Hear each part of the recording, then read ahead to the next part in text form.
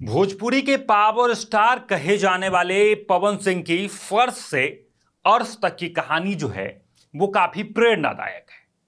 चर्चा अगर करेंगे तो कई सारी कहानियों को जोड़कर एक किताब लिखी जा सकती है पवन सिंह को लेकर। पावर स्टार का टैग मिला, लेकिन शुरुआती दौर में जो गरीबी उन्होंने झेली, जो तकलीफ उन्होंने झेला और वहां से निकलकर जिस मुकाम तक वो पहुंचे हैं वो चर्चा करने योग्य है। जी हां, बात कर रहे हैं विधान परिषद में चुने गए पावर स्टार पवन सिंह को लेकर। लेकिन पवन सिंह पावर स्टार कैसे बने, क्या इससे पहले उनकी कहानी क्या थी जिंदगी में? जी हां, तमाम उस चीज पर चर्चा करेंगे।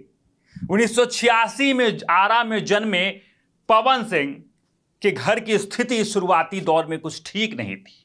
पढ़ाई लिखाई से मोह भंग हो गया, गायकी की तरफ रुचि ज्यादा हुई और अपने चाचा के साथ गाने बजाने में पवन सिंह लग गए।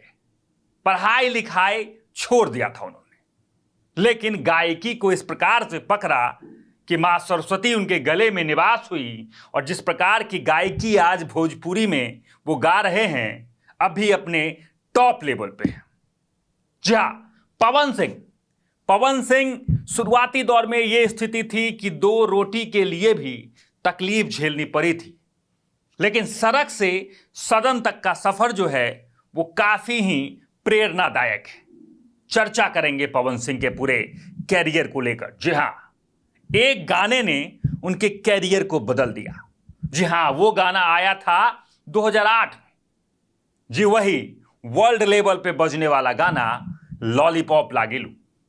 लॉलीपॉप गाने ने जो शोहरत पवन सिंह को दी, पवन सिंह ने उसके बाद पीछे मुड़कर ही नहीं देखा। बिहार, यूपी, दिल्ली, पंजाब, हरियाणा और विदेशों में भी जमकर लॉलीपॉप गाने का क्रेज हो गया।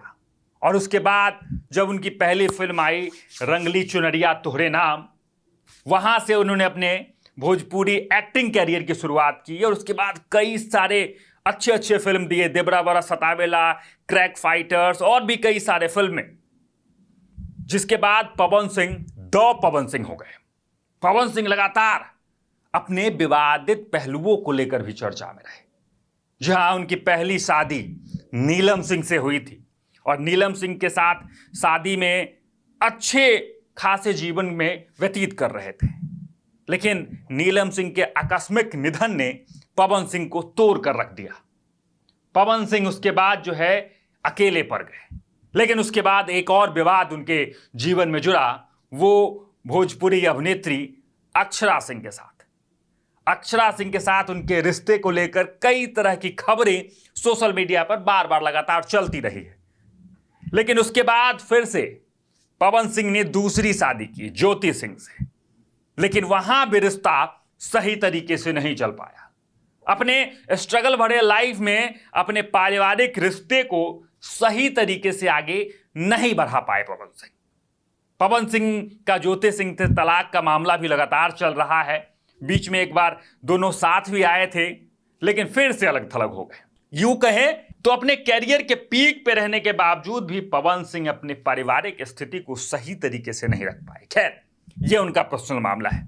उसके बाद बीजेपी में ज्वाइन किया उन्होंने, बीजेपी के एक स्टार प्रचारक के तौर पे भी रहे और 2024 के लोकसभा चुनाव में जब चर्चाएं थी, आसनसोल से उनका नाम भी आ गया था लिस्ट में, लेकिन एक पोस्ट आया पवन सिंह का कि वो आसनसोल से चुनाव नहीं लड़ना चाहते हैं, नाम वापस ले लिया, विवाद शुरू हुआ और उसके बाद काराकाट से निर्दलीय पवन सिंह चुनावी मैदान में उतर गए। और पवन सिंह जैसे ही चुनावी मैदान में उतरे, उनके जो साथी थे यानी एनडीए हाथ पांव फूलने लगे और पवन सिंह ने वो कारनामा कर दिखाया जो हारने के बाद भी चर्चा का विषय बन गया। भले ही पवन सिंह काराकाट से चुनाव हार गए हों, लेकिन उन्होंने अपने ही पुराने साथी यानी एनडीए के ही साथी को वहां से हरा दिया।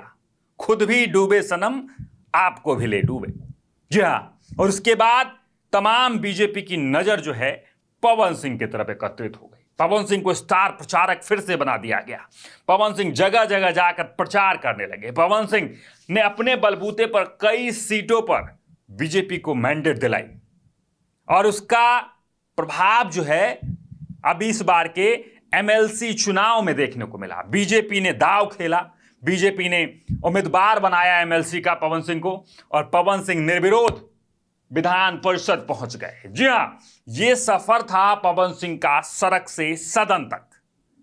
पवन सिंह जब शुरुआती दौर में साइकिल पे घूमने के लिए भी संघर्ष किया करते थे, वो पवन सिंह के पास अभी करोड़ों की गाड़ियां हैं, करोड़ों की संपत्ति है और पवन सिंह लगातार चर्चा में रहे। अपने पर्सनल लाइफ को लेकर तो चर्चा में ही रहे हैं, लेकिन लगातार उनके एक शो को लेकर भी चर्चा में रहे। राइज एंड फॉल शो में गए और इस शो में एक तरफा पवन सिंह ने यह दिखा दिया कि सच में वो पावर स्टार है।